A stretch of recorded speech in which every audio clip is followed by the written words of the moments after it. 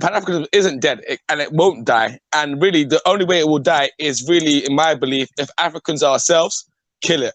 And I think ADOS in itself is a threat of African people trying themselves to kill something that our ancestors and our people who have come before us has worked so hard to really build up without necessarily even trying to understand it. So, and that's my only thing with the ADOS movement. So I agree with African American descendants of slaves coming together and looking at their particular issues there in America. But I think when that is done, and it's done with people feeling like they have to attack Africa or they have to attack Pan-Africanism, that is when it becomes an issue, and that's when I think it becomes actually threatening to us as a community on a whole. So yeah, that's I just want to add that.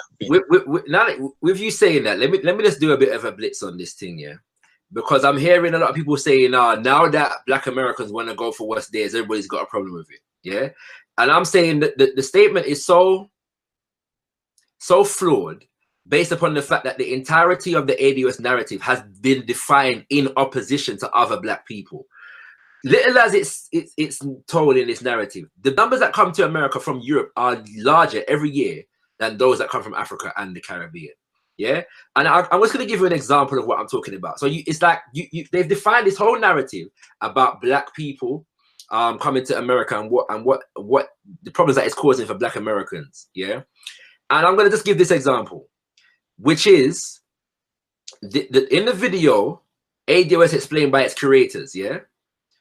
Brother Antonio Moore, he's supposed to be now explaining ADOS platform in response to prominent Black democratic-leaning figures in the media accusing them of being agents, wittingly or unwittingly, of the Russians, yeah? That's the purpose of him doing this video. The video is 28 minutes long. And it's only today when I watched it again and I was taking the notes from it that I realized he spends the overwhelming majority of the video talking about Black immigrants. Yeah? This is you responding to the American media accusing you of something, and you spend the entire video talking about Black immigrants. And I'm going to give you some examples. When we talk about this thing, what people don't understand is that 42% of Blacks, maybe of the 42 million Blacks, maybe 4 to 5 million are either first or second generation immigrants. It's just a loud bunch.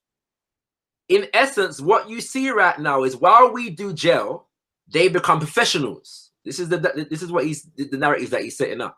Under the guise of being Black American DOS, African American. Joy Reid's show, she's a journalist or a television presenter, news presenter, is only on air because white America sees her as a representation of the 37 million ADOS. The problem is she doesn't understand our issues at all. She literally gets on the air and says stuff that is against the interests of Native Blacks. He goes on, that's 6 minutes in. Yeah, he goes on 8 minutes in. Let's get it right. Let's get right into it. What you see in LA, they did a color of wealth report to give a framing of this thing, of this issue of why ADOS is so important. In it, what we saw is that Native Blacks in LA are worth a mere 2 million liquid. That's it. You look over at Africa, at Nigerian numbers in particular in Los Angeles, and that's exactly how he said it. The middle Nigerian family in Los Angeles is worth 100,000 hard. And I think what we end up with fundamentally is not understanding who immigrates here, why they immigrate here, and how it's problematic to see them in the same box of Blackness as somebody like myself who grew up with single parent, 16-year-old parents who have multiple generations of costs that come from American slavery. Yeah, for those people that say, well, the Caribbean had DOS as well, I respect that, but I also respect that Haiti was colonized by the French and Jamaica by England. I respect that the fact that those debts are owed by those countries that oppress those people, and if anything is given to that group, I'm not going to step in the way of it. We got a problem here. We've got a problem. We've got a problem we have not dealt with, and the reality of how debts are paid, how legislation is brought, who's owed, and and as a result, who's left standing on the outside? American DOS families are carrying the cost of this. Yeah, and he goes on and he goes on and he goes on. I'm not going to read the whole thing. My only point is, if you've got a beef with the American government, why is the majority of your statement not against the American government and American society and American institutions? Why is the majority of the video explaining why ADOS is needed, talking about other black immigrants? This is a contradiction to me. It doesn't make any sense. Yeah. And once you define the ideology in opposition to other black people, why are you surprised when they respond in a particular kind of way?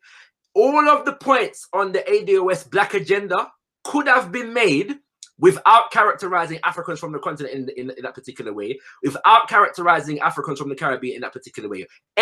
None of them are reliant on that particular characterization of Africans from the continent. None of them are reliant on you questioning whether we should ask David Oyewale or Joy Reid whether their family were involved in the slave trade or not. None of them. It doesn't require it. So why are we doing that for? What is the purpose of this thing? Yeah? And you have to answer these questions. Why is so much of the narrative focused on black migrants who are 10% of the entire black population? Yeah?